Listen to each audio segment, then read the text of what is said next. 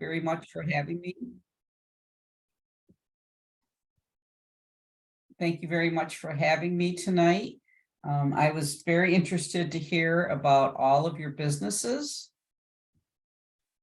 And I'm hoping my presentation can give you some insight as to what you need to do to prepare for the taxes for your small businesses. So as Augustine said, my name is Ellen Oberton. I work with the cash program, which is under the umbrella of Empire Justice. The main purpose of my program is to do taxes for people. We do small business taxes.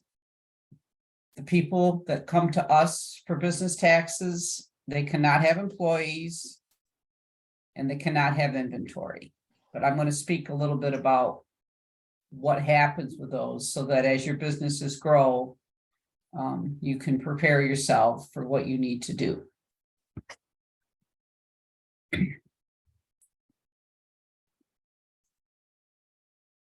So there's different parts of small business taxes. So we're going to start with looking at the kind of taxes that small businesses have to pay. Of course, oh, I'm sorry. Next slide. Of course, all small businesses have to pay income tax on the profit of their business. So you have to be very careful to keep track of all the income you have coming in, all the expenses that you pay that will be deductions for your taxes. Some of the general expenses would be such things as rent, utilities, advertising. And then if you have equipment in your business, like I know some people said that they have a housekeeping business or a graphic design business. So they have to have equipment for those businesses. And if that equipment is going to be used long term, you can depreciate that. In other words, you can take a small amount of that money off of the cost of that every year, which will help you reduce the income from your business. And as your business grows, you're going to want to have employees, so you have to be prepared to do payroll for your employees. The other part of small businesses that a lot of people don't understand when they start a business is that as a business owner, you still have to pay Medicare and Social Security tax because you're your own employee. You have to pay both sides of it. So you have to pay not only the employer's side and the employee side. So a lot of people don't realize that and end up having quite a large tax bill just from self-employment tax. Am I going okay? I just want to make sure I'm stopping at the right point. The way to alleviate a tax burden at the end of the year is to pay estimated taxes. So we advocate that business owners who show a profit in their business pay quarterly taxes through both the IRS and New York State. And what that does, it relieves your tax obligations at the end of the year. So you're prepaying the taxes that you're going to owe at the end of the year.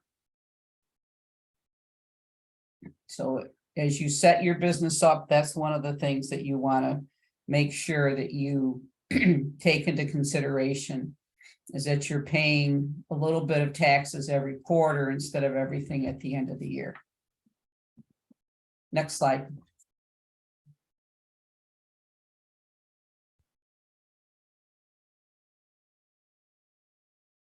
Bring slides up.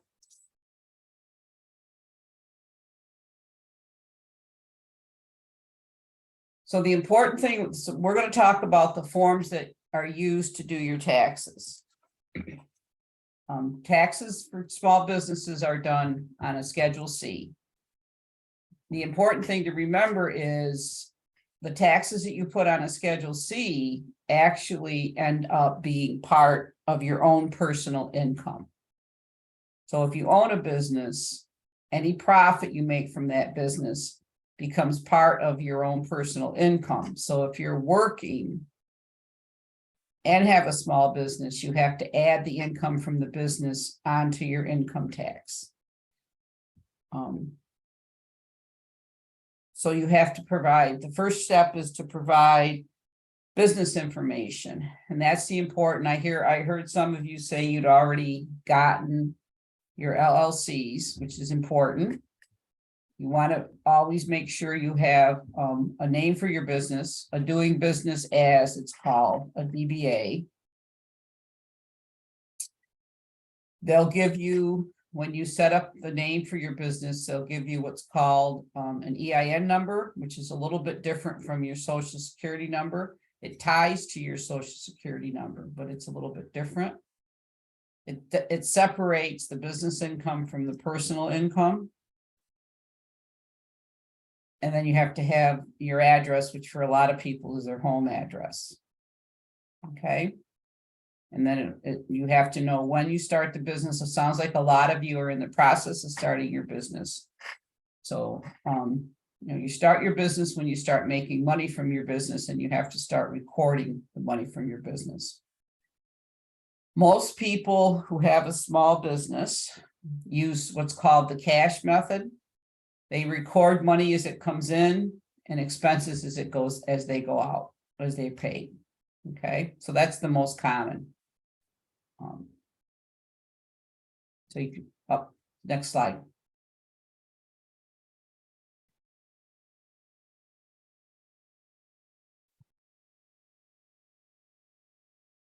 So now we're going to talk about income taxes. So in order to accurately complete your taxes, you have to have certain information about your business. This is why it's very important to keep good business records. I recommend that you start keeping business records the day you make your first sale. So I heard a lot of you say that you've started making sales. And I'm hoping that you already have a process in place to record not only the sales you make, but also the expenses associated with those sales. So the first thing you're going to have, the first thing they ask you to do is tell them what your gross receipts or your sales are. In other words, all the money you took in. So you have to record checks you got, credit card sales, and also cash.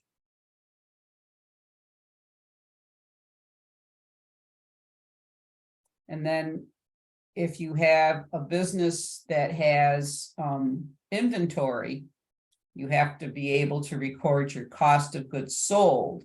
So you have to be able to take very good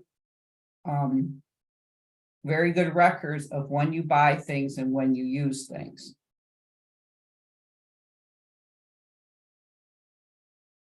So that's the gross income from your business.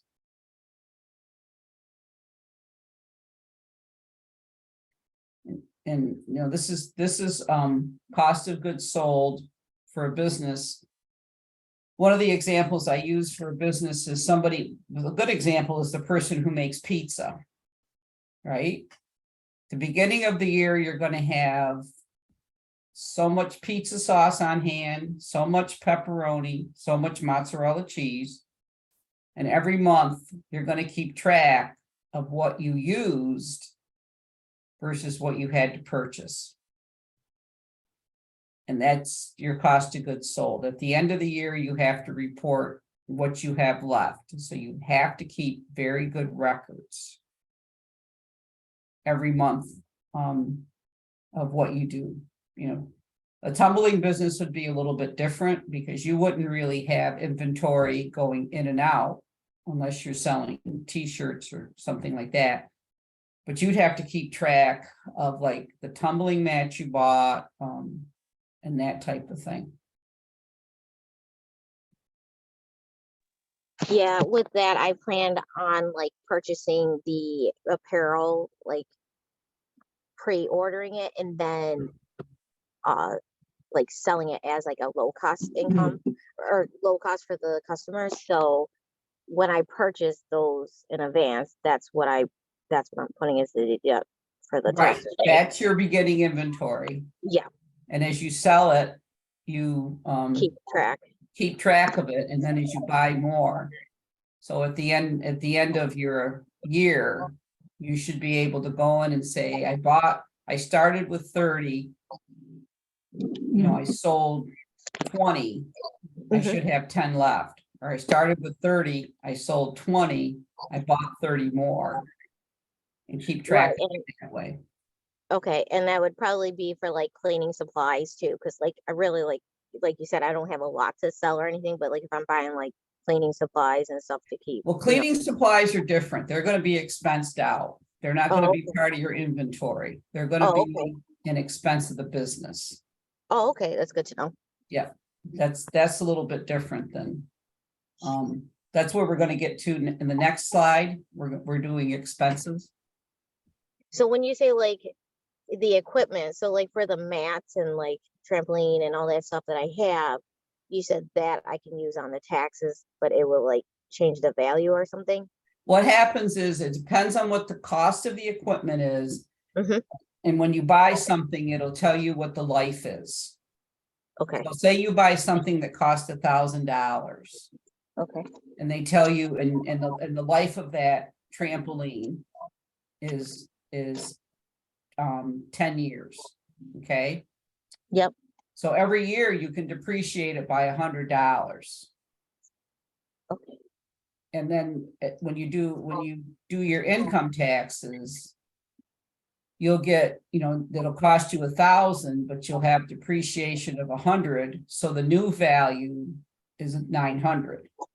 And at the end of 10 years, that trampoline will have no value, but you will have been able to take a part of that as a cost of doing your business throughout your years, and it'll reduce your income.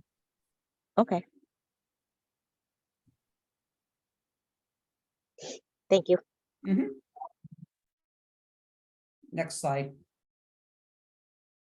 Yes, and as you know, as we were just talking about, you really need to keep track of the expenses of your business. Now, everybody here, I know we have gift baskets, we have tumbling, we have graphic design. You all are advertising for your business, so you need to keep track of that because that's the cost of your business. If you travel to different places, you can't take mileage from your house to your business, but if you travel for your business, like to deliver things, you can keep track of that mileage, and that will you can deduct some of that for your business. If you have to pay credit card fees, if you're selling things on a credit card, you can deduct those. Depreciation we just talked about.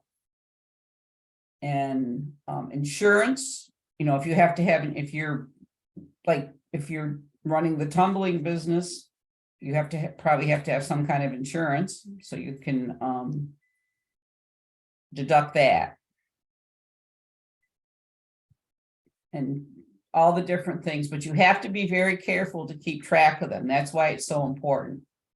The same thing with repairs and maintenance. You know, if you're running a pizzeria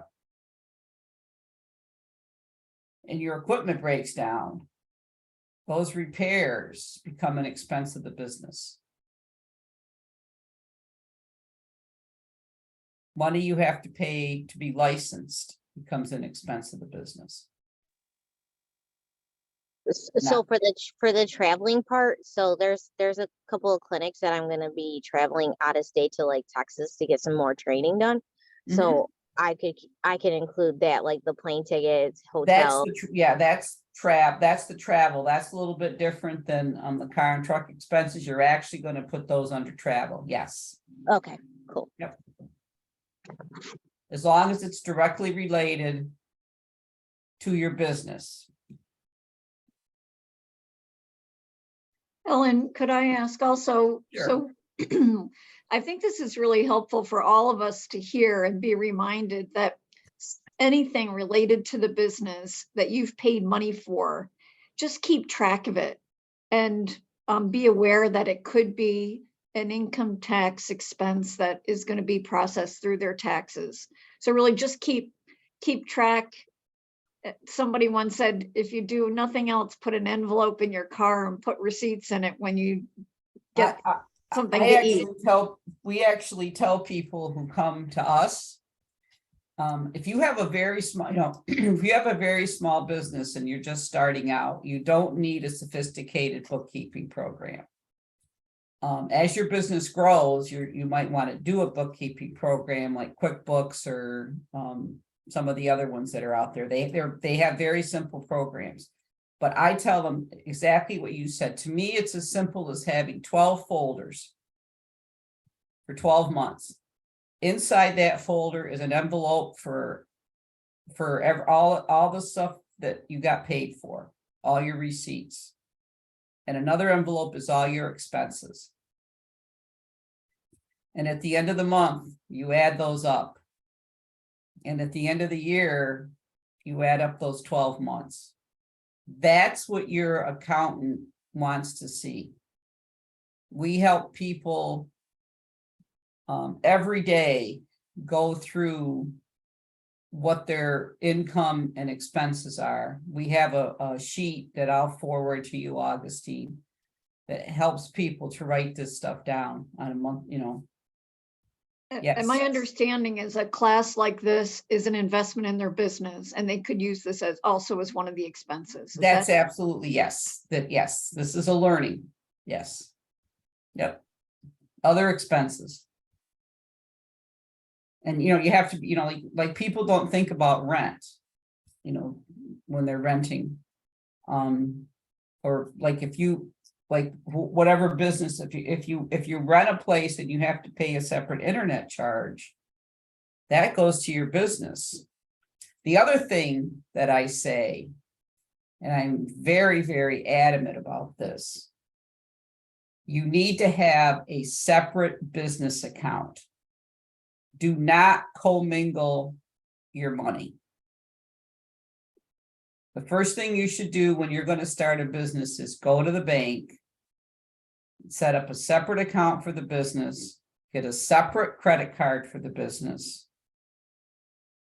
Then when you come in to do your business taxes, it can be as simple as running a credit card statement and a bank statement, because that's only business money.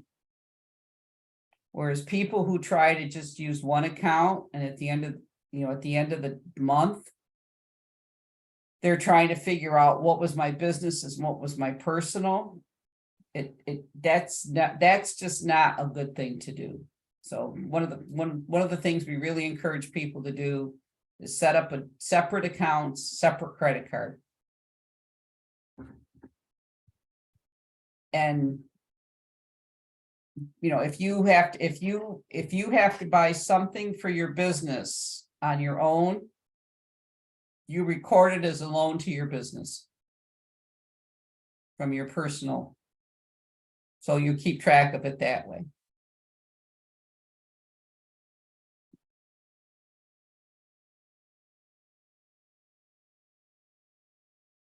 I have Okay. a question. Yep. Go ahead. Somebody can jump in. Okay. I have a question. What if we start our business from home? Do we as an expense, do we do our mortgage or our rent, or is it like the square footage of So where our office is? So you're talking about a home office. Right. Right, and so in order, the IRS considers a home office a separate room in your home or apartment that's used exclusively for your business. So if it's used exclusively for your business, you have to take the square footage of your home. So if your house is 1,000 square feet and the room you're in is 100 square feet, 10% of your mortgage, 10% of your utilities, 10% of your is considered expense of the business. But be very careful that that is only for your business. Right. Home Right. office is a huge red flag for the IRS for some reason. Uh-oh. I'll keep that in mind. Thank Yeah. you. But I yes. have a question. Mhm. What if you're buying used equipment like on Facebook Marketplace or something like that that doesn't necessarily come with a receipt? Like, for example, a few months ago, I found used coffee pots that I bought. Does that, how does that You work? would have bought them with something, right? Yeah, I used my own money because I don't have a business account set up yet or Right. anything. So in that case, well, first of all, you should always get a receipt if you're buying stuff for your business. Okay, Okay. that's the first thing. If you're buying anything for your business, you should have a receipt. And you should record it in your business. In your case, you'd record it as, equipment. And then depending on what kind of equipment it is, you'd either expense it all in the first year. If it's used, you'd probably just use it as expense of the equipment. But you definitely should get receipts for everything you buy. Okay. Okay. Especially if you pay cash, because, yeah.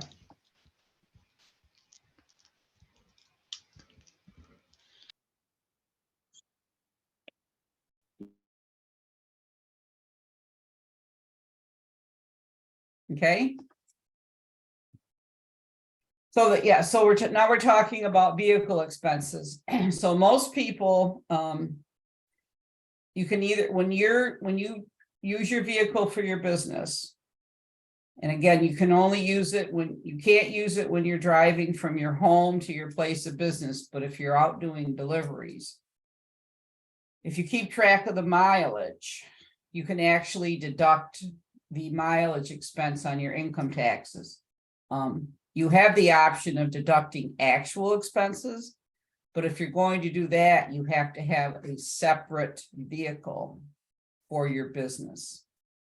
So our recommendation is if you're driving your own car for your business, get a notebook or a calendar. And if you're out doing deliveries, just put the mileage in every day that you're doing. And then when you go to get your taxes done, you'll have that information.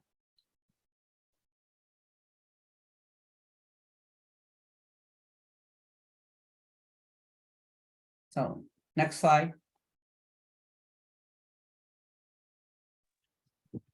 I have a question real quick about Sure. the vehicle. So Mhm. if I have a truck that I put in the name of the business, Mhm, or let's say I lease a truck rather in the name of the business, mhm. then and all the mileage can obviously be used at the end of the year for taxes. But if I have, so for instance, I have a truck lease that's coming up and I'm going to buy out the lease. And I'm wondering if I should buy it out and put it like in the business name, because that's what I'm going to be using for. Is the It's an truck going to be installation company. exclusive? Is the truck going to be used exclusively for the business? Correct. Then you want to put it in the business name, yes. Okay. Yep.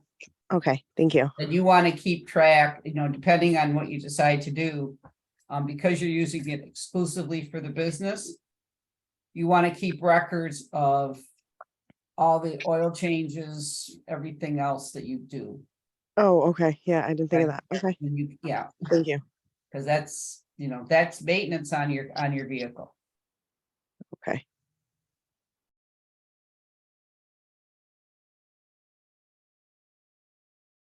I just want to take a moment to ask in Spanish. Mhm. ¿Alguien en el grupo de español que tiene preguntas sobre los temas que ya hemos cubierto?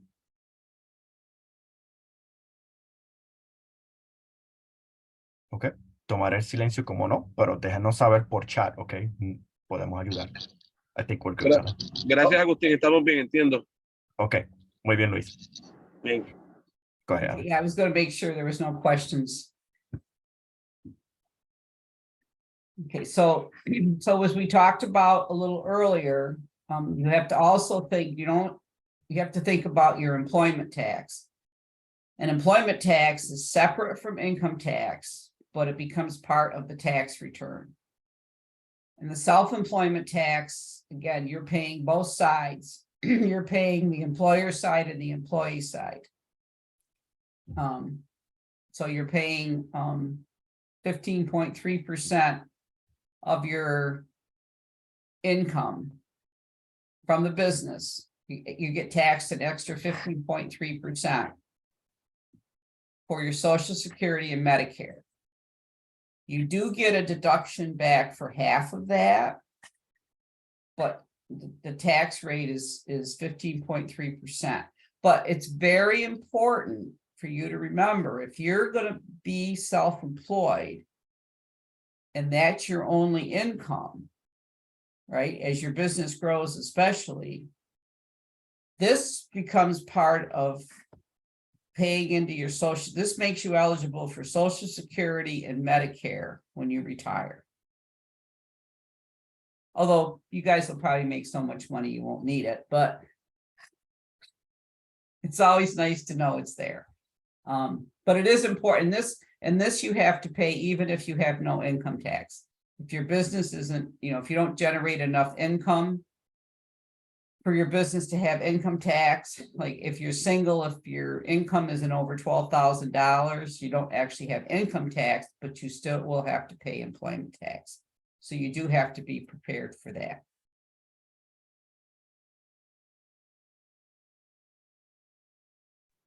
Okay. Len, just a clarifying question Sure. in this. Una pregunta de clarificación. So if someone is doing their taxes on an online software, like Block, TurboTax, whatever, and they choose to do a self-employed tax service, generally speaking, do those softwares automatically do a Schedule SE? That Yes, automatically if takes you care of put that? in that you're self-employed, they will do a Schedule SE. Yes, once you do a Schedule C, it automatically produces the Schedule SE. Okay, let me interpret that to give Danny room on that one. Si la pregunta es si continúas haciendo tus impuestos con un programa, una plataforma virtual como H&R Block, TurboTax, cuando eliges el paquete de emprendedor, si este tipo de impuesto automáticamente es calculado en eso. Y Ellen responde que sí. Cuando uno elige el Schedule C, que es en una de las plataformas anterior, se hablaba sobre donde se registran las ganancias y las pérdidas, también automáticamente incluye un Schedule SE, que es el self-employed, que automáticamente carga el Social Security o el self-employment tax, que incluye Social Security y Medicare. Thank you, Alan. Okay, next slide. And as we talked about a little earlier, in order to make sure that you don't owe taxes, because if you stop and think about it, if your business makes $10,000, you're going to owe 15% of that for self-employment tax. So that's $1,500.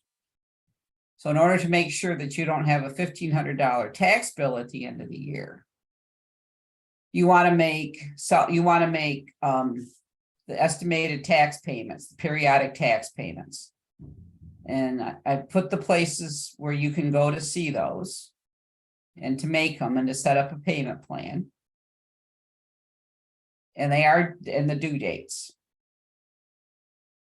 Okay, and basically how you figure out your estimated tax payments is you do an estimate of what your profit's gonna be. And you figure, you know, if it's gonna be more than, depending on your filing stat, if it's gonna be more than, say, $12,000 if you're single, or $18,000 if you had a household, you want to take that money plus 15% of it and divide it by 4. So if your tax bill was going to be $20,000, you'd want to pay $500 every quarter. I'm sorry, if it was going to be $2,000, you'd want to pay $500 every quarter. Now, does that have to do with the 941 form? I think the 941 is a different form. Yeah, I must have got it confused. I'm sorry. That's okay. Ellen, can you repeat the numbers one more time for the 941 form. I'm 940? gonna look- Yeah, Oh, I'm and just 20. gonna look up and see what that was. 'Cause, I can't. I'll find out more about that form and send it to you, Augustine. You can send it out. Okay. Okay. Is that only the estimated taxes for self-employed, or so like with my gym, I'm gonna have employees, so do I do? So you're gonna have to also pay payroll taxes. Yes. And if workers' you're gonna, comp and if and you're all gonna that. have employees, the best thing you can do is hire a payroll company. Yep. Because you have to pay, and that's the 941, that's the payroll tax form. So if you hire a payroll company, they will take care of your payroll taxes. But that's a whole separate tax system than income taxes. Okay. So if you are, yeah, my advice to anybody who's gonna have employees is contract out with a payroll company. It's well worth the expense. Most of them are not that expensive. And it's well worth it because they keep track of all the taxes you have to pay. They make the quarterly payroll payments, they produce your W-2s. You know, they do all the tax withholding for you. So you don't have to do that on top of trying to run a business. Right. And I do know, like, so let's say you have an employee that's like makes $15 an hour. You're really technically paying 18, 19 an hour for them to cover all that other expense of Mhm. them. Right. Yep. Right, but, well, that's your overhead. That's when you have to start figuring out how much do I need to charge? That's a whole different, what do I need to charge for a lesson in order to be able to pay my rent and make my payroll and everything like that. Mhm. Yep. That's the fun part of owning a business.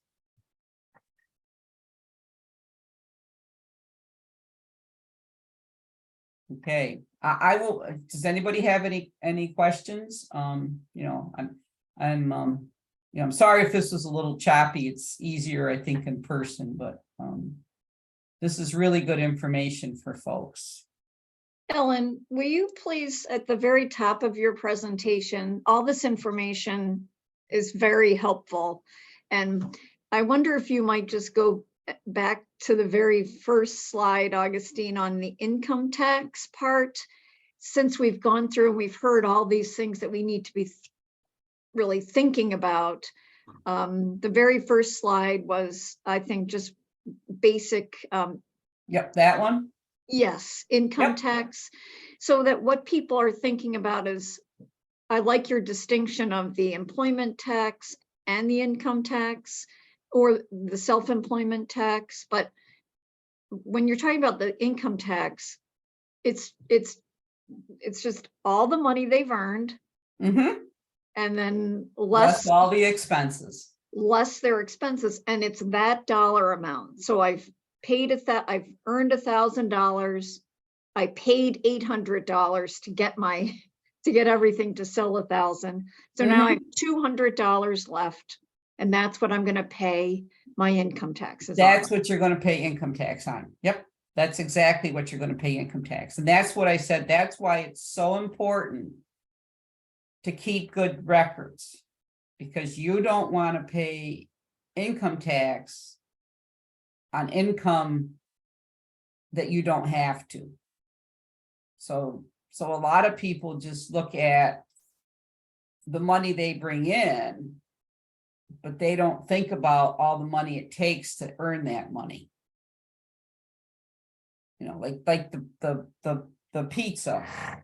You know, you say, well, I sold $2,000 worth of pizzas. But to sell that $2,000 worth of pizzas, you had to buy, you know, $400 of pizza sauce and pizza dough and all that other stuff. So your profit on that, or your income, is basically the difference. Yes. So their taxes would be less if their deductions are higher, correct? Yes. So we had some experiences during the pandemic with some of the state and federal grants that they didn't like it if someone's taxes said that their gross profit was minus $1.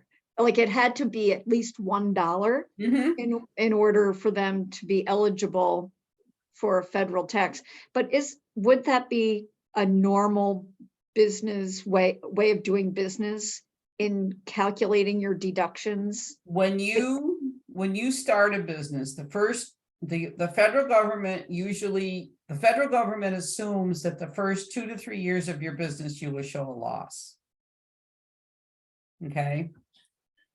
After that, if you show a loss after your 3rd year, they consider it a hobby, not a business. But the federal government prefers it if you show a profit, but if you don't, you know, as I said, very few people show a profit in the first year that they're in business. Because they're doing startup costs. You know, they're buying their equipment. They're renting their space. And you know, and I heard a lot as we were going through introducing ourselves, you know, I heard a lot of people say, I'm getting ready to open and I'm looking at space, I'm looking at this. So there is startup costs. We were wondering if you might be able to share some information about sales tax and who needs to, if you have any insight into this as to if you're what providing amount. Yeah, if you're providing a service, you have to charge sales tax. Sales tax is a completely separate entity from income tax. You pay sales tax. It's only in New York. It's New York State sales tax, and I think Monroe County has one. You pay it on the New York State website. Okay.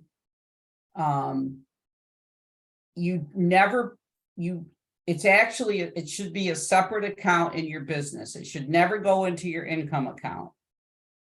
It should be a whole separate entry in your business, you know, sales tax payable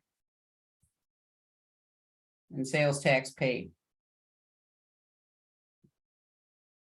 So when you sell a product, $100 is going to go to income, 8% is going to go to sales tax. $108 doesn't go to income. 100 to income, 8 to sales tax.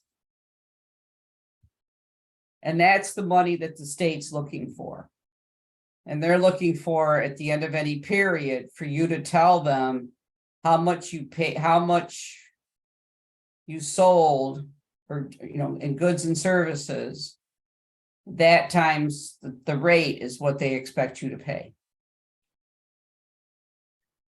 Is there an amount that people just starting out can pay? And I don't know if this is, if these questions get into places where we should be asking you, but is there an amount that people can be charging and not yet collecting sales tax? That's my understanding is if you sell a product or you provide a service, you are responsible to charge sales tax. If you read, Yeah, just so people can hear this, that when Right. you're out there selling, yeah. and I do think there's some services that that you don't charge tax There are on. services that you don't have to charge sales tax for. The New York State website does a good job of listing what you do need to charge tax for and what you don't need to charge tax for. I don't know. I'm not that familiar. I know there's a good list. Yeah. So before you start selling. It's interesting because like when they cut a tree down, they have to charge sales tax. But Right, but I've heard an accountant doesn't have to charge no, sales tax. right. So it's the type of service. And it was interesting. I know some folks who have a venue, and as long as they don't sell food at the venue, but just provide the venue, they don't have to charge sales tax to rent the venue. But the minute they provide food, they have to charge sales tax. We haven't figured that one out yet either, but. So, yeah, Right. those are all good questions. If you really, I would really recommend if your business, once your business gets going, I would also recommend hiring a CPA. There are just times when professionals are so worth the money. And a CPA can certainly help you with all the different types of taxes and how to set them up and that type of thing. Ellen, this is Octavio Sintra. We have a question in Spanish from Marta. Mhm. And the question is if we do taxes on the first year. Mhm. You do taxes as soon as you have any kind of cost to your business. As soon as your business, as soon as you get a DBA or whatever, and you start selling anything, then you have to do taxes. Yes. You have to provide, you have to start doing a tax return for that business. Thank you. So actually, they, even without getting the DBA, if they're selling something, they're supposed to be collecting tax returns, tax They're money. supposed to be doing, yes, as soon as you sell something, even if it's under your own, or if you're, we have a lot of people who come in to see us who do lawn care. As soon as you get your first money for doing lawn care, then you have to do a business tax. Or you're supposed to. Where So can you find a CPA? Yellow Pages. Okay. Yeah. And I know there's a lot of firms around, but there's also a lot of smaller CPAs. And I think you'd be better off going probably with one of the smaller ones. And we talked a little bit about this before too, is Kimberly highly recommend contacting your local chamber of commerce. There's probably more than one chamber around you, and just ask for a referral. Every single one of them has accounting people there and someone that may have a specialty working with small businesses. And my other recommendation would be to go to the Small Business Development Center at REOC. If you need help, if you have questions about starting a business, I know they have our offices are actually at the library and they have resources at the library, but I really highly recommend the Small Business Development Center. Because they can also set you in the right direction. You want to start your business with a good foundation, and you want to get that foundation as soon as you start it. Is there a requirement that the IRS wants your small business to make for profit so you won't be viewed as a hobby? Yes, that's the 3-year rule. Yeah, but is there like a specific amount that they're looking for in No, a small business? they just, Or you just as long as it makes money? know. Okay. No. Well, I think, are you asking, because my brother-in-law had a problem with this, Melissa, a number of years ago, is that they were filing their taxes, a business tax, and taking deductions, but weren't showing any profit. And so it was like, well, is this a hobby or is Right. it, you know, so you don't have to make money at your business. You want to, we want you to, but if you're telling the IRS that it's a business and you're taking deductions, that's, I think, the distinction. Am I getting that correct, Ellen? Right, exactly. And if it's your only source of income, you know, you certainly want to make a profit. Right, right. And there's a big difference between revenue and profit. The revenue is the money you bring in. The profit is the money that you bring in minus the deductions that you can take. Right, right. And I do have another question about the sales tax. So let's say we're local and we have to pay for the New York State sales tax. But what if and hopefully everybody does go global, do we have to pay sales tax in that state as well, including the New York State tax, or it just depends where the product is going? I am going to have to defer that one. I know that they want you to chart I'm not totally sure of the sales tax rules on that. I know that they expect you to claim sales tax, to pay it on when you buy something from another state. But I honestly don't know. Gotcha. Thank you. I don't want to give you wrong information.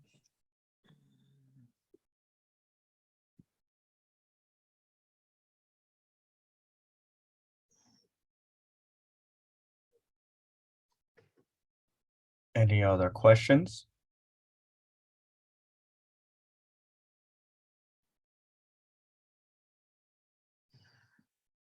Other than receipts, do we have to provide proof when it comes to expenses? Like, for instance, the travel costs when traveling to Texas to get the license.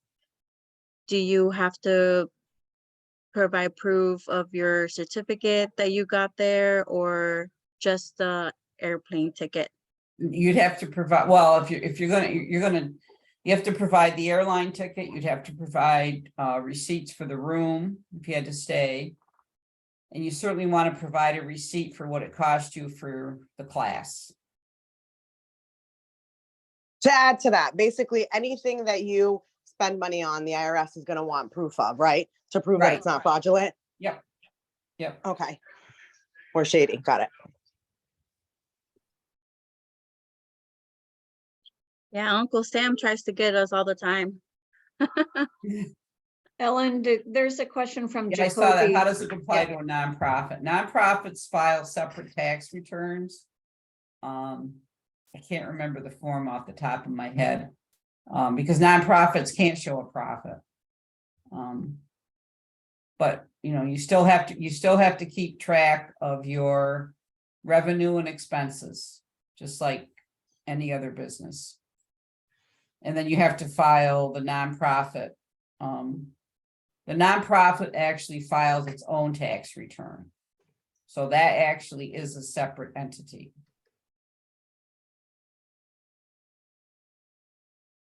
Employment taxes, when you say that, I'm not sure what you mean.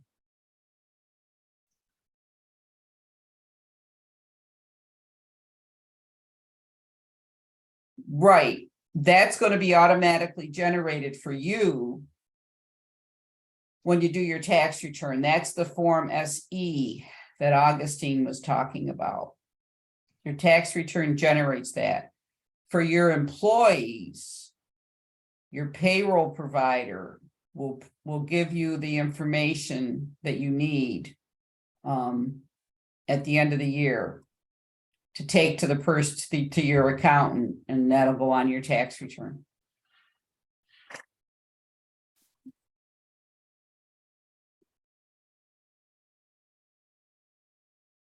Right. That's it, $9.90. Thank you.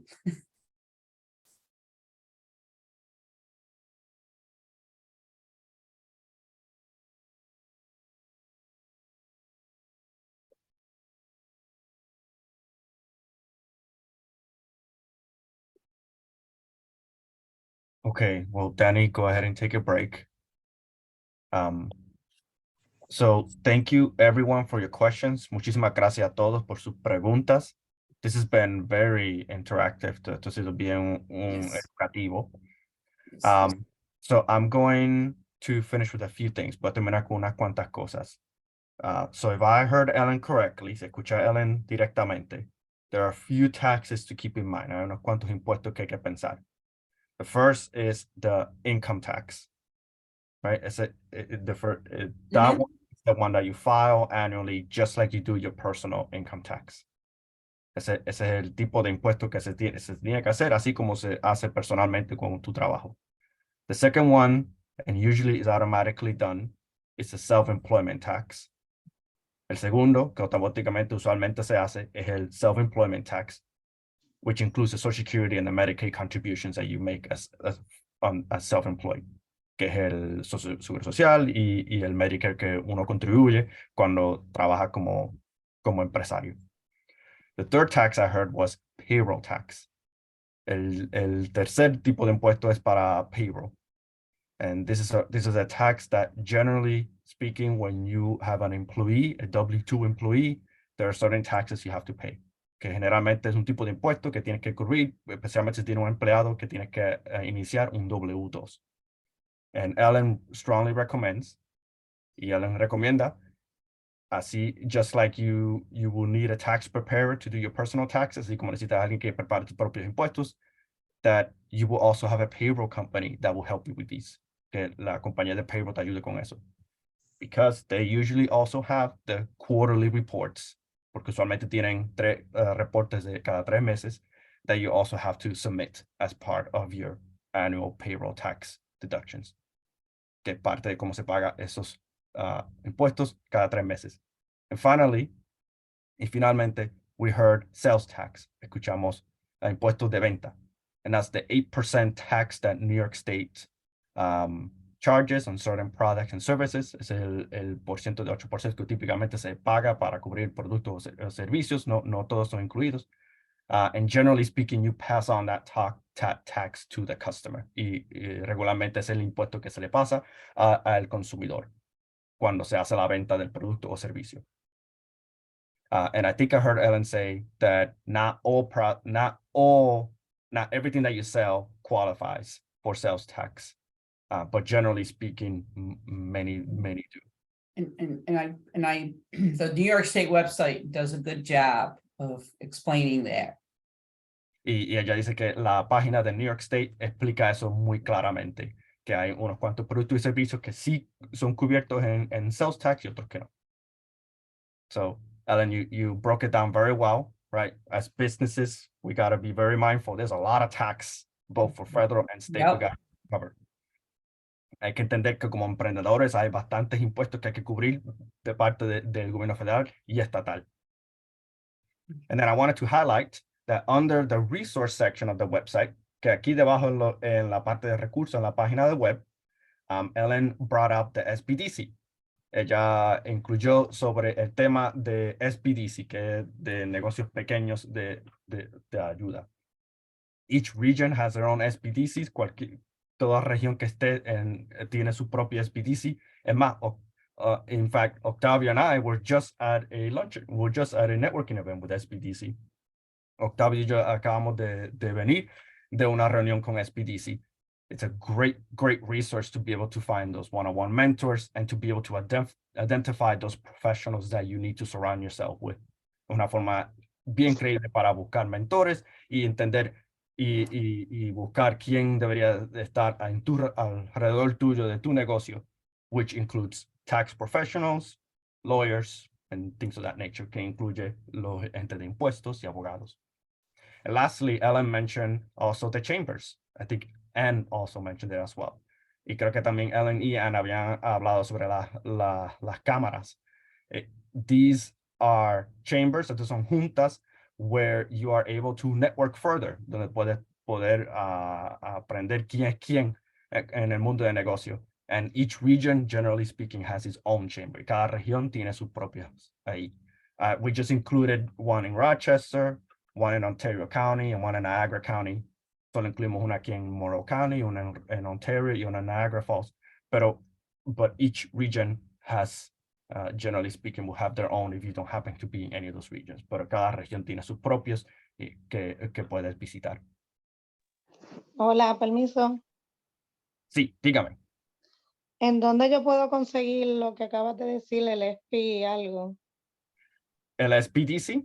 Ujú. El SPDC, tú puedes buscarlo aquí mismo en la página de web, donde ves donde dice recursos.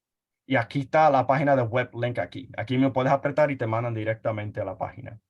Pero si quieres visitarlos personalmente, están en la 161 Chestnut Street, aquí en Downtown Rochester.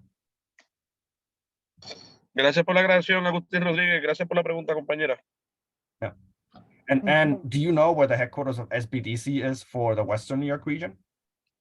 We have a couple SBDCs here in Western New York. One is in Niagara County. I'm going to be at a breakfast tomorrow with Maureen, and one is in in Erie County at Buffalo State, at Buff State. So Sue McCartney's been their director for many years, and the SBDC, they offer a lot of programming.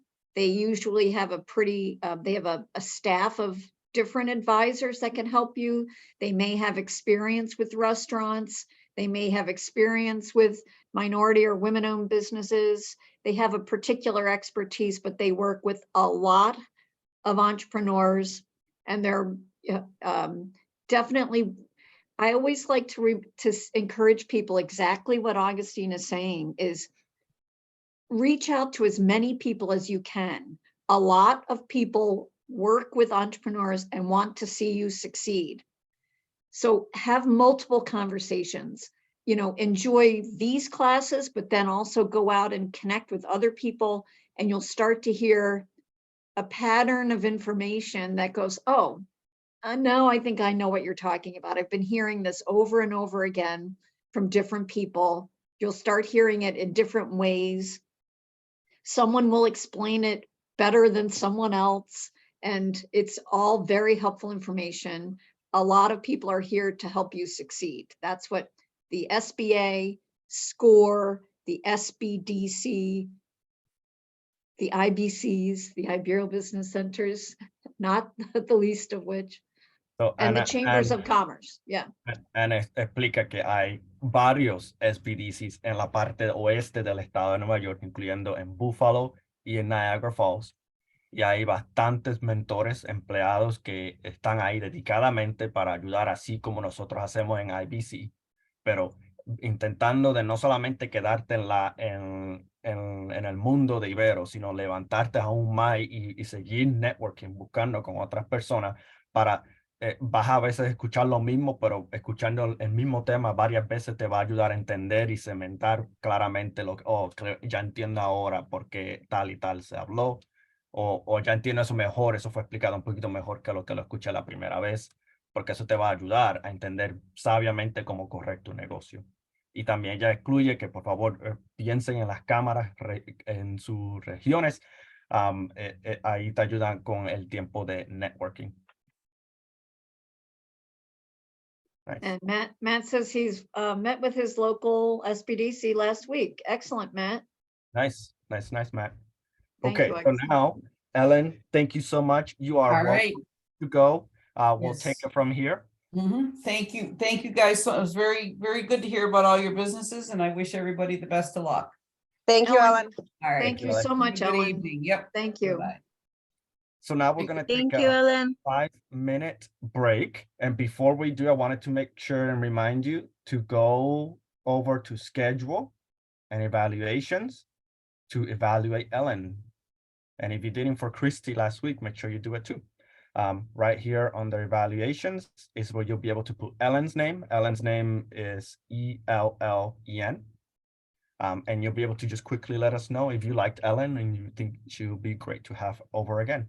Solo un recuerdo que por favor vayan a la parte donde está evaluaciones aquí debajo en schedules para poder hablar, dejarnos saber qué piensan sobre Ellen. Bien rapiditamente nos deja saber si cree que vale la pena traerla otra vez en el futuro. Y si se le olvidó hacer lo mismo para Christy, por favor hagan lo mismo también para Christy porque nos ayuda muchísimo. With that said, we'll be returning at 7:11. Regresamos a las 7:11. 5 minutos de break. 7-minute break. 5-minute break, sorry. 7:12. It's just, okay, see, thanks, Augustine.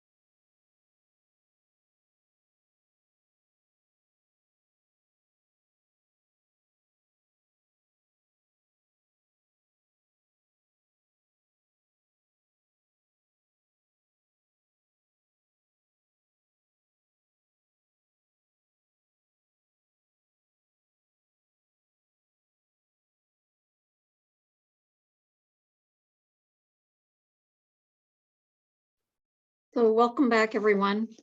Augustino, maybe get us started on our next part of the evening. Yep, absolutely. Okay, Let's make sure that Danny is back Yep. on. Thanks, Danny. thanks, Danny, for everything you're doing, and to everyone, Octavio, Augustine. I just want to say Ellen's presentation on taxes may concern some people because anytime I hear about the taxes that people are responsible for, I just feel like, are we saying it clearly enough? Are there, do we just create more questions? And I wouldn't worry about it. We're going to hear as you go through building your business, I would just develop a list of questions. And if there's something that you're not completely sure of, I would just, put it on your list of questions and go, I'm going to find somebody to help me answer this particular question. So don't be overwhelmed by any of this And information. just slow down a bit. You're going really fast. Sorry, Danny. Okay. So I just wanted to reassure you that if you have even more questions than you had before, it's okay. Develop a list. Keep a list of questions, and we'll try to get them all answered at some point. So tonight we're going to talk about the building block of on the business model canvas called key activities. Augustine, take your time pulling that up, but he's going to just pull up the business model canvas to remind us all that this is what we're working on.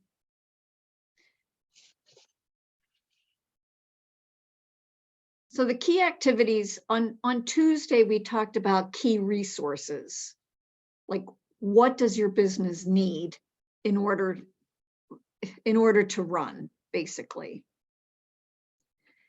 Today, the key activities take these resources and we implement them.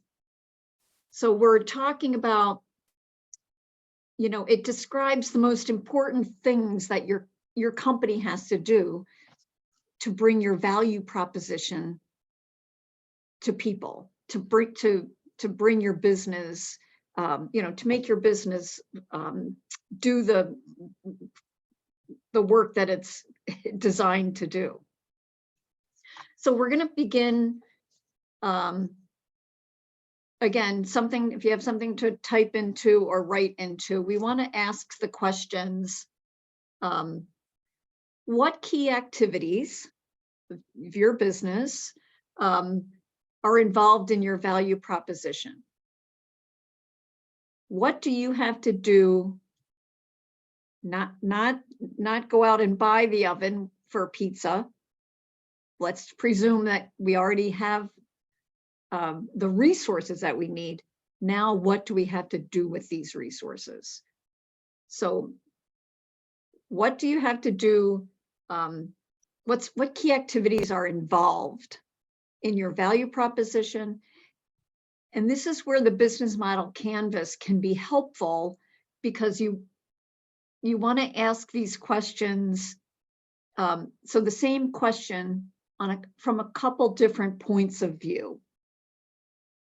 One, what key activities are involved in me, let's just say, making the pizza, or taking care of the dogs, or teaching tumbling, or all of your, running your CNA home healthcare business. What are those key activities? So we're going to start making some bullet points, or you can start writing some things down. What are the key activities? Pardon me. And I think we tried to separate the key resources into to 4 different areas on Tuesday. And I think that could be a little confusing. So I'm going to say your key activities are going to affect the whole business model canvas, but think about it from what you have to do to actually do your business, but also how do you reach your market? What's the key activity in reaching your market? What's the key activity in maintaining your customer? What's the key activity in making your money? You know, I can spend money on an ad. That's an activity in reaching people. That's not making me money. It's costing me money, but it's an activity required for the business. So yes, exactly, Jacoby. So Jacoby is asking, are these activities, as in actions we need to take to support the value proposition, our distribution channels, etc.? Yes. So let's begin by writing some things down. Let's take a few minutes now to start thinking about what activities you're going to need to do on all these fronts. And then so Matt, your question regarding, is the business model canvas going to be repetitive? I would say not necessarily. It's going to be creating awareness of all the parts of your business that matter. So let's go ahead and take a few minutes now to write down what activities are involved for your particular business. Just begin, you can write a note and just start a short list of what, it doesn't have to be a short list, you can write a long list of the activities that you need to do to make your business work, to reach your market. Maybe you need to make sure that you're posting on social media. Maybe you need to, follow up after a sale. How are you communicating with people? Think of the activities that will be involved for your business. And I'm going to pause, give Danny a break, and everyone just can write for a little bit.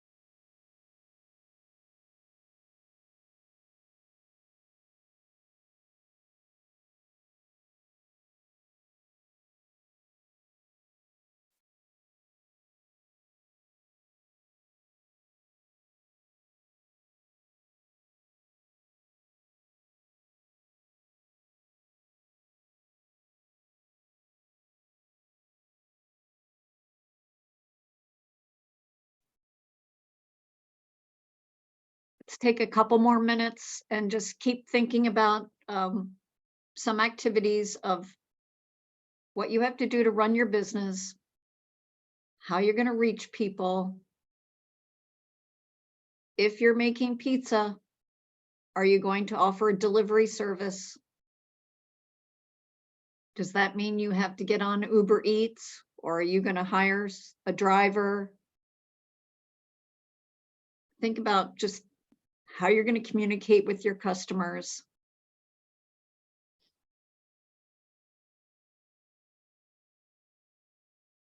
And communicating with customers, just as an example, when we talk about chambers of commerce, which can have many hundreds of businesses belong to them as they come together to connect with other business people. The chamber's activity is it has to communicate with this big group of people on a regular basis. That's a key activity of the chamber. So they would also have to plan events and produce newsletters, but they need to communicate.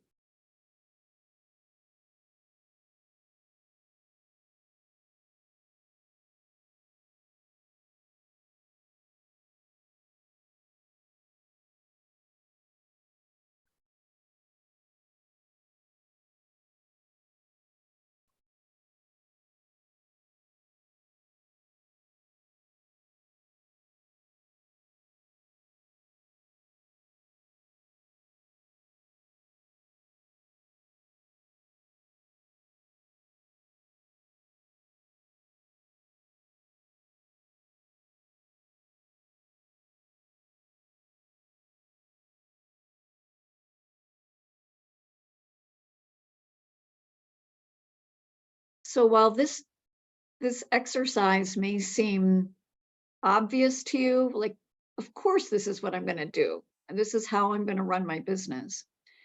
The real, the value in asking yourself what resources you need, what activities you're going to be required to do, is going to come back to a very important block of the business model canvas of cost, the cost structure. So you can start looking at how all of these tie together. Like, will I need all these resources? Must I do all these activities? You want to think about, because they're all going to come with a cost at some point.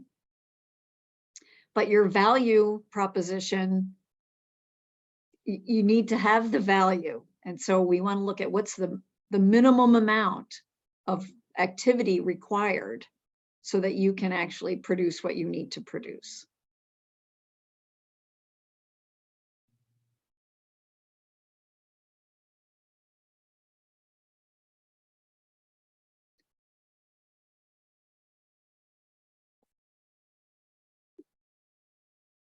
So this is the part where we really like to invite you to please share some ideas.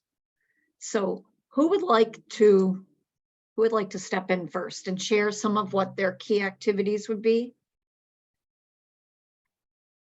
It's helpful for us all to hear.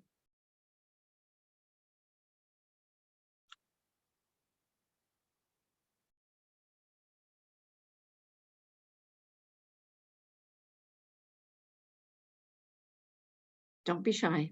I know you're out I there. can start. That'll be great, Amy. So I just got off the phone with Lauren, so she's given me a few that I didn't have. But a couple of the things that would be our key activities, which we've already done, is find an accountant, a lawyer, and our engineer, and our contractor. So we need to build Charlie's. Then we need to find our team of employees and train them. We need to stay live on social media, whether it's the web or Facebook or Instagram, any and all of that. Develop some of our educational seminars that we're going to project to the community. So and I'm going to ask, because I've been talking too fast, but you're doing a great job. But we're keeping in mind that Danny is translating for us in another room, and I'm already talking too fast, asking you to slow down. But I I think I forgot about educational seminars, and that's an interesting part of your business. Yeah. Yeah, we're hoping to possibly do one seminar a month, and have people come in to educate themselves on whatever we're hosting. You know, it'll be a minimal charge, and we hope to include some, you know, cookies and tea and coffee.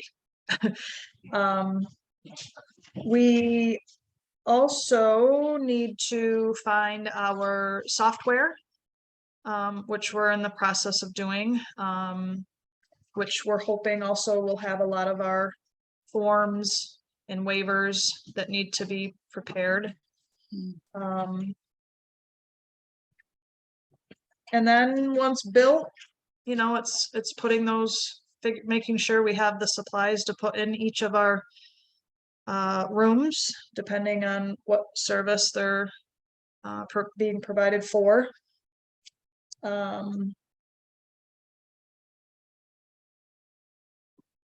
And set up our retail store.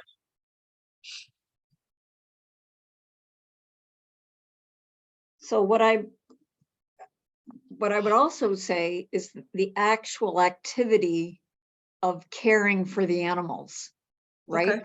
Yep. So that's a key activity of bringing your value proposition to the people.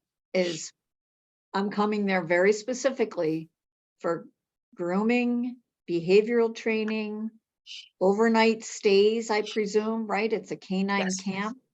Yep. So those would be very key activities on top of all this other planning as well. All right. Thank you. Thanks for sharing, Amy. That's a good list. Thank you.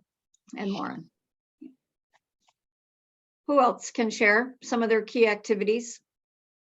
We're talking just about the, you know, what your business needs to do with the resources that you're going to have in place in order to continue to bring your business to people, basically. I could say something. Thanks, Marceli. One of the key things that I had to do was I had to have one program to be the expert on that, because a lot of the times we have so many ideas and so many things in the pot that you're running around with so many things and you never get anything done. So one of the things is, in order for me to do my coaching here, I had to establish one coaching for women, one coaching for men, and another one was a retreat for women. So I have all those three things set up, and that's what I focus. And once I'm good at that, you're the expert on that, then you kind of start adding other things into your business, because if you're not an expert on that, guess what? It's going to be hard for you to grow something else. So you feel like the key activities for your business are establishing these programs, Yes. strengthening the programs, and then Yes. provide when you are reaching out to your market and communicating with people, do you understand the activity of that, like how you're reaching out to the people that are coming into your center? Like, Yeah, there's- I kind of do have to learn who they are, or they got to learn who I am. You have to learn who your audience is. So you have to do the market research. So it's a lot of appointments that I did, a lot of free things. In the beginning, I did a lot of free groups. I did a lot of 5-day challenges until I grew a Facebook group, and it grew to 2,500 women. But that was because I was actually consistent. You have to be consistent with the content. You have to know what you're saying. You have to know who they are, what they need. I have been doing that group for the last 8 years. So every day, 6 a.m., well, 5, 6, and 8, there is a content there. Every single day, never fail for the last 8 years. It was That's a lot of work. It's activity. a lot of work. Yes. Yeah. Thank you for sharing that. Just remember, guys, the speed. I know we're Sorry. getting really excited about what we're sharing. Okay, we're all going to slow down a little bit. Thanks, Augustine. Thank you, Mariceli. Who else can share something with us, please? I can, maybe I Thanks. have it right or not. I don't know. So with the tumbling gym, my key resource or the people, I think it would be the actual like athletes. So like making them like, you know, they're gonna learn stuff, but they gotta feel good about learning that stuff. So I don't know, am I on point with that or no? So did you say your key activity is teaching? Yes, so that they're learning and making advancement or like reaching their goals and stuff.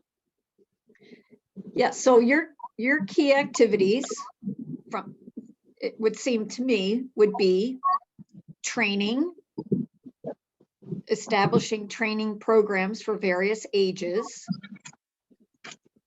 running tumbling programs for various ages. Yep. But also, you know, the key activity of marketing, you need just to continually invite new people to join, new participants, and how you're communicating. And for everyone that's running a business, which you all are, nonprofit or otherwise, you want to continually be communicating with people that are interested in your product or service. So these are all key activities. The training for the athletes, that's a key activity. Communicating with the parents of the athletes is a key activity. You know, creating your brand on social media and on your website is a key activity. Yes, with that kind of, social media is a very big thing. And then having an access of the website where they're able to, register for classes, because you want to make it very easy for them to, register them and get them into things that they like. We had, we worked with a personal trainer who, he set up his business. He started his business right before COVID. And during COVID, he set up, he built his website where where people could make payments online. He established a home program for them, but he really did a great job in establishing this website where people could pay. They could sign up for classes, similarly to what you're suggesting. So it is interesting. I'll find the name of his business and share it with you. And you can take a look at his website to see if it might be something that would work for you. All right, awesome. Thank you.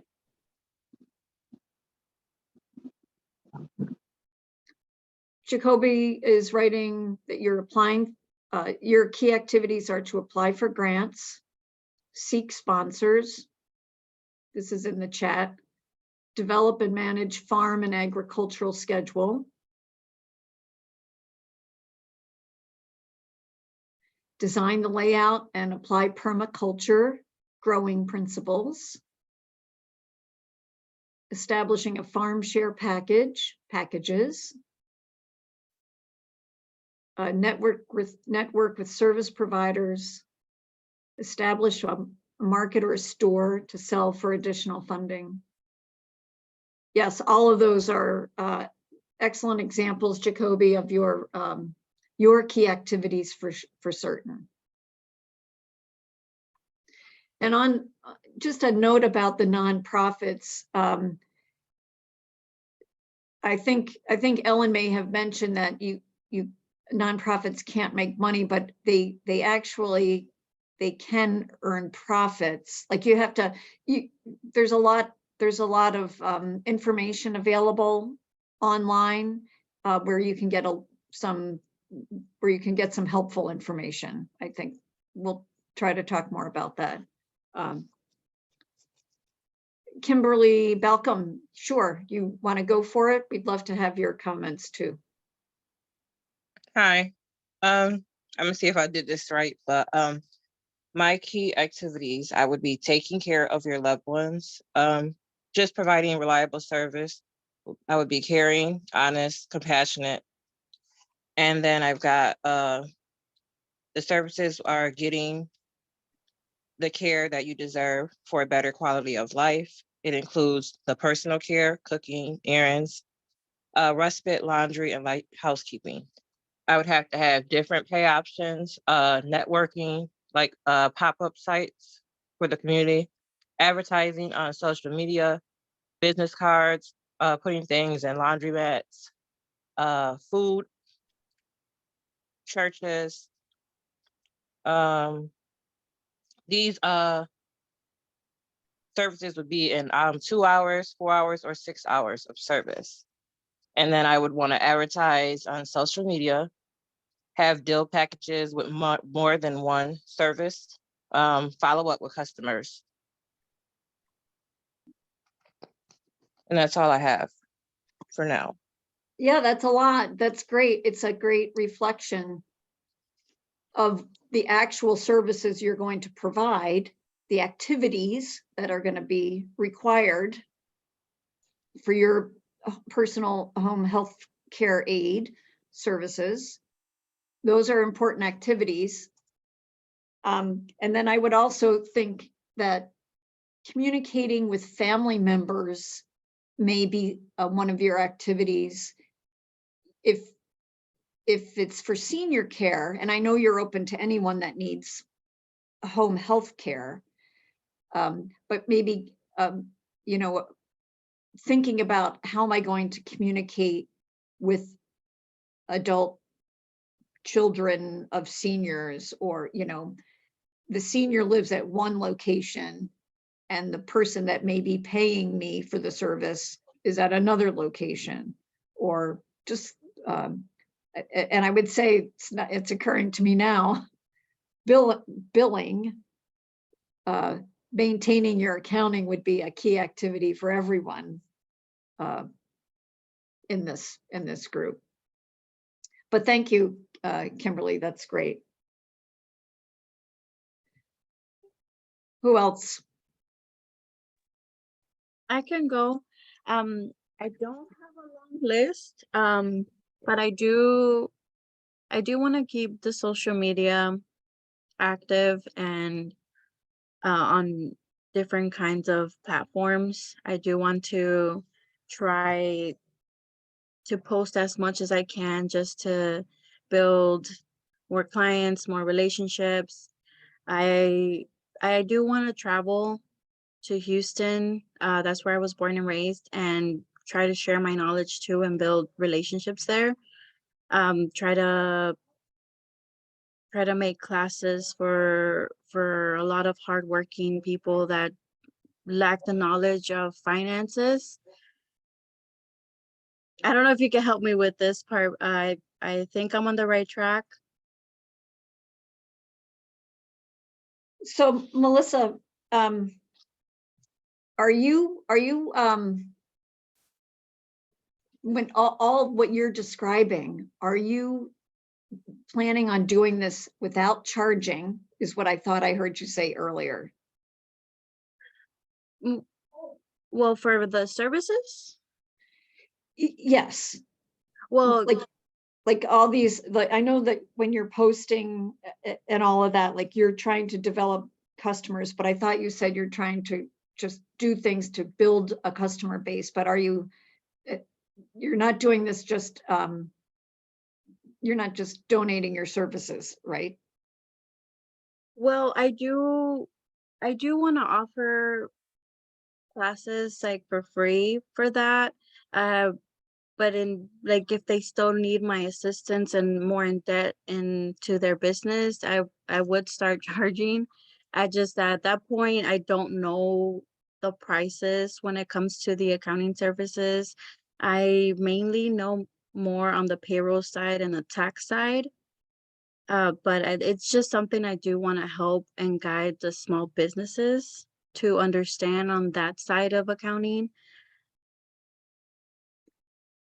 Great. So your key activities, once your business is established, let's just say, will be advising small business owners on their, like your goal is to advise small business owners on their bookkeeping and accounting. Is that correct? Yes. So perfect. So let's think about it from the point of view that you're established. Perhaps there are people with us this evening that had an appointment with you tomorrow, and they're like, these are the questions that I have about my business. And you're going to be doing business consulting for small businesses on the topic of accounting or bookkeeping. So I would probably just say whatever those, like that is a key activity for you. And your other key activities will be in continuing to build relationships in the small business community. I think everything you're saying, like providing these seminars, that's a great suggestion for small businesses. And if they need more help afterwards, they can look at your menu of business services that are available. Continuing to, like, I think it's a part of your activity is like, yeah, definitely just offering these services, advising small business owners, making sure you communicate, keep a database of people that may regularly need your services. If it's a recurring service, would you say that, Melissa, that your service would be helpful to a business on a regular basis? Or is it like a one-time, hey, help me with something? Well, I definitely want to have regular clients, and then the others that do come to me here and then for advice when they need it. So would you be doing small business bookkeeping? Yes. I'm also looking into like helping them with the payroll side and the taxes side. Okay, so this is all very helpful information for people on this call, I would think. Like, I have a friend who has her own bookkeeping business. She sees people once a month, a small business. She either goes to their business or they come to her with all of their receipts. She takes care of everything. And I know that she's been very busy. So I think what you're doing is it's an excellent service for people, and it's helpful for everyone on this call to know that someone like you is out there. And we talk about CPAs and we talk about tax accountants, but I would think on a monthly basis, a relationship with someone like you could be very helpful. It's not expensive. It's going to be a very affordable price for people to have this relationship. And then maybe when they need the CPA or the tax accountant, someone like you would have prepared them with as much, you're as prepared as you can be, even if you've advised them on taxes, to meet with their accountant as they need to. Right. Thanks for sharing that, Melissa. Well, thank you, Anne. Anybody else? Key activities, what you think you're going to be doing with your business?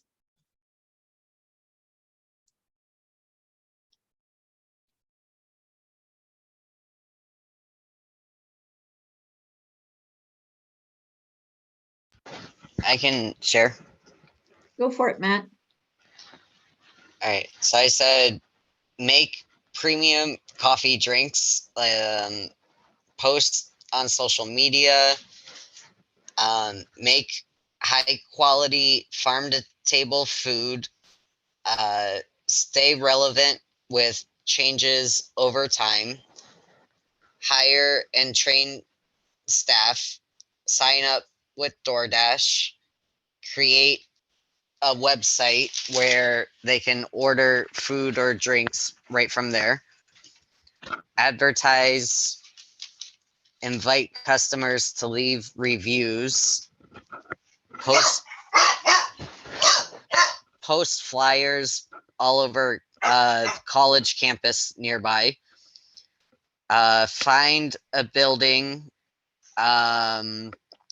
get a DBA, develop a loyalty point program, and that's it.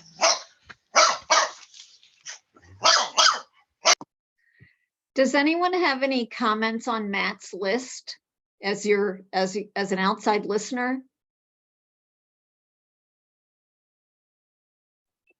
I think it's a great list, Matt.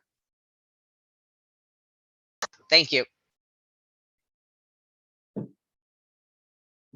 I think there's a lot of details on that list.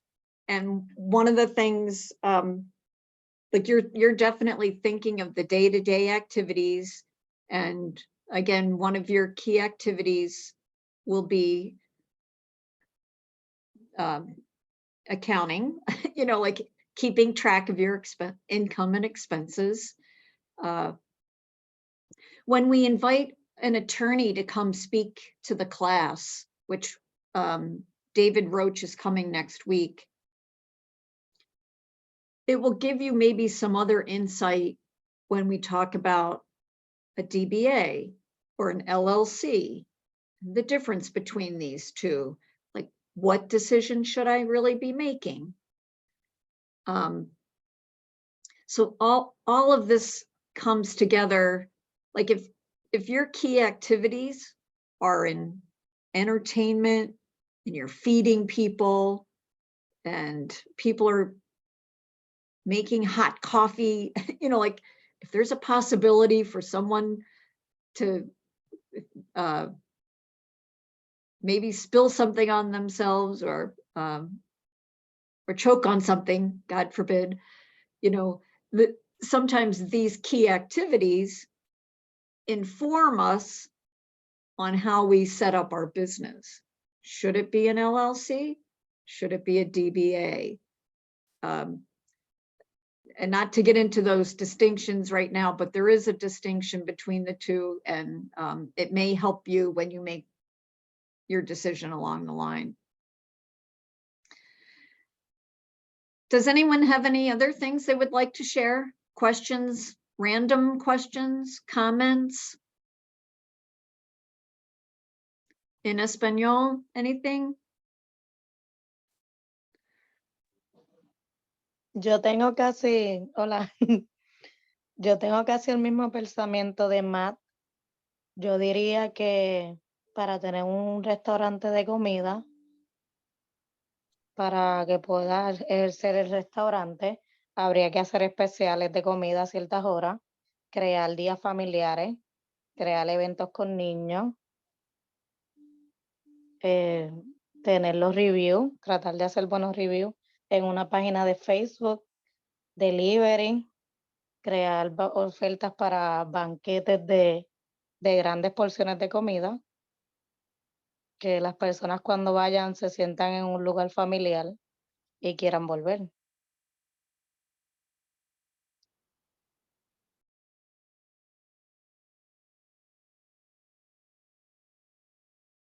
Y ya, Jacqueline, cuando hablas de, porque quiero clarificar antes de interpretar, cuando hablas del servicio que quieres crear, está hablando de un restaurante establecido físicamente, ¿verdad? Sí, un restaurante pequeño, crear días familiares cuando hay muchos niños, mientras uno puede crear como bouncer house, esos sitios para los niños afuera en el verano, y sus papás pueden comer y estar en un ambiente agradable. Eso Ok. sería una buena manera de atraer más clientes al lugar. Ok, ahora léeme esa lista. Para un segundito y yo lo interpreto. Puede ser tu interpretador. Ok. Léeme la lista. Yo diría que es lo mismo, la misma lista de más, con la diferencia de los Sounds días like the list familiares. is very much like Matt's. Ujú.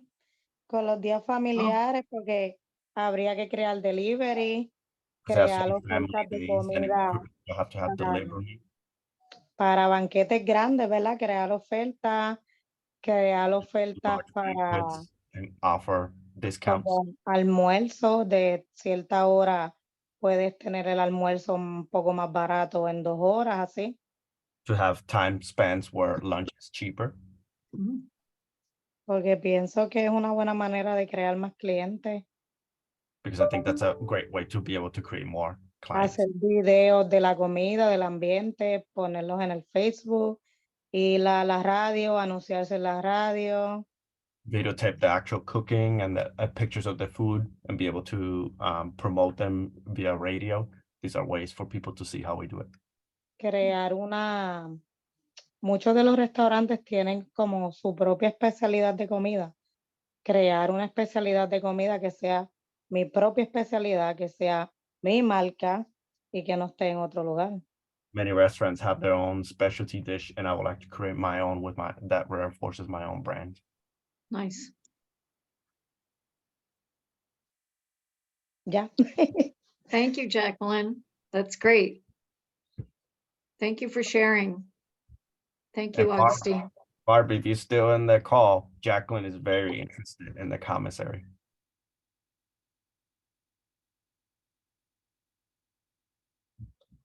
You have a question, Marta? Buenas, con la experiencia que tuve en estos días, no tengo, ¿verdad? Dando el paso con el negocio como tal, pero sí se me está dando con personas conocidas y ellos son los que van a hacer referencia hablando de mí. So El when I'm apartamento, launching my business, I'm gonna be leveraging my personal circle of influences. la persona que yo limpié el apartamento el sábado, ya tiene una oficina y le gustó la limpieza que le hice en el apartamento, me va a avisar para yo limpiar su oficina. For Em, example, just decided to clean someone's room, someone's house, and because she has her own office, then she's looking to reference me to do the same there in her workplace. Y con respecto a la iglesia, pues parece que había problemas, que no estaban contentos con la limpieza con otra persona y me dieron la oportunidad de yo dar el servicio. No había puesto precio como tal, pues ya era como que la primera vez, ¿verdad? Que era un trabajo mío como tal. Y ya hicimos el negocio y voy a estar miércoles y sábado limpiando la iglesia porque lo que llamó la atención fue que el piso de madera es una madera bastante vieja y nunca cogía como que ese brillo como tal. Y conmigo pues se pudo lograr, no fue un piso brillante, pero sí se notó la diferencia y estoy bien contenta porque ellos estaban bien contentos y se pudo pues lograr un pequeño contrato por un tiempito dándole servicios a ellos. Y me One of the gusta. things that Marta leveraged was her own church gathering because it had a physical building with some specialty types of wooden floors. Hmm. And through the relationship that she was able to build and over time, she landed 2 days a week where she's working on the church building. Y lo que me gustaría es cada experiencia que tenga, sacar fotos, que se note, ¿verdad? El antes y el después y ponerlos en las redes sociales y anunciar pues el nombre de mi negocio con estas fotitos y para llamar la atención. And one of the key activities that she wants to be able to do is do before and after pictures of her work so that then she can be able to promote that organically through social media platforms. Oye, Marta, de casualidad, ¿dónde vives? Aquí en ¿En qué Rochester. región cubres? En Rochester. Ok, porque alguien me escribe aquí privadamente que quiere tus servicios. Someone here privately chatted me because she wants your services. Yes. Bueno, pues, que tengan contacto conmigo. If there's someone here that wants Marta's services, this is a good opportunity to say, how would you feel about a before and after picture of my place? Because it may be personal. That's something you may want to think about. Anne recomienda que cuando vas a solicitar para nuevos clientes, averíguate que primero busca permiso sobre las fotos de antes y después, porque tal vez fotos sean un poquito más íntimos y el cliente no le agrade esa parte. Sí, sí, no lo he hecho, pero por eso hice el comentario que me gustaría la idea de cada, ¿verdad? Servicio que dé, pues me gustaría sacar fotos, pero obviamente con el permiso del cliente. Sí. It's something that I haven't practiced directly, but it's something that I aspire to do, and obviously with permission. Yeah. Nice. Thank you for sharing, Marta. Thank you.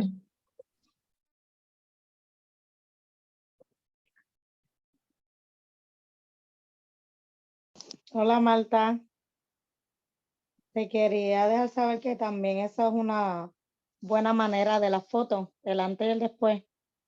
Es muy bueno crear porque yo pienso que esa sería tu marca, la diferencia entre otras limpiezas. Exacto. Obviamente no afectando quizás el otro negocio, o sea, todo depende como el cliente. Siempre es privado, ¿verdad? Que cuando una persona te diga, oh, esta compañía vino, no permitirle que sigan hablando mal de la compañía, ¿verdad? Exacto. Pero exacto. estas fotos estarían muy bien porque eso crearía tu propia marca, tu propia diferencia a otras limpiezas. Exacto. Jacqueline thinks that it's a good idea to show the photographs, so that will create their own brand.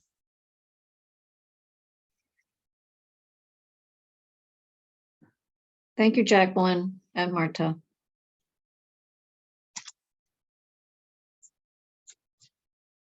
Does anyone have any further comments or questions before we say good night? Últimas preguntas o comentarios antes de cerrar. Thank you, everybody. Gracias a todos.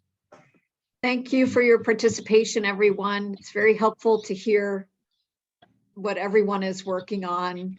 And we look forward to seeing you next Tuesday. Have a great A week. todos por sus participaciones y los veremos el martes que viene. Thank you. Thank you. Thanks, everyone. Thank you. Goodbye. Thank you. Good night. Have a good night, everyone. Thank you. Thanks, everyone.